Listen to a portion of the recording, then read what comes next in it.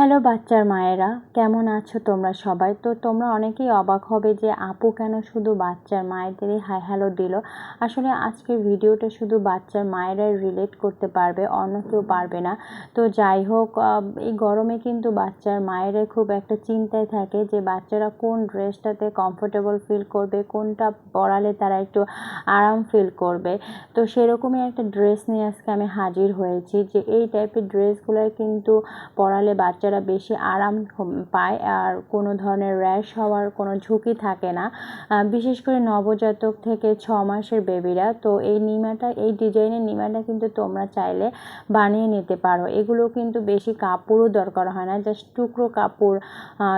অনেক সময় দেখা গেছে যে কামিজের সাইডে কিছু কাপড় থাকে, ওইটা চাইলে ওটা দিয়ে তোমরা বানিয়ে নিতে পারো। যে টেলার্সের কাছে তুমি বানাতে দিবা তার কাছেও বানাতে পারো, আদারওয়াইজ তুমি কাজ জানলে তুমিও নিজে থেকে এটা বানিয়ে নিতে পারো। একটু সুন্দর করে পাইপিং দিলে এবং পাইপিংয়ের একটু ফিতার মাথায় যদি তুমি একটু ফুল দাও তাহলে কিন্তু অসম্ভব সুন্দর লাগে। আপনার রাজকুমার ও রাজকুমারীকে কিন্তু দেখতে সুন্দর লাগবে, আর অপরদিকে সে একটু কমফোর্টেবলও ফিল করবে। আমরা কিন্তু মায়েরা সেটাই চাই যে বাচ্চারা কমফোর্টেবলও ফিল করবে এবং সাথে সাথে তাকে কিউটও লাগবে। মাশাআল্লাহ, আমি অগ্রিম মাশাআল্লাহ সবাইকে বলে দিলাম। তো যাই হোক, বাচ্চাদের ড্রেসে এই টার্সেলগুলো লাগালে কিন্তু অসম্ভব সুন্দর লাগে। যাই হোক।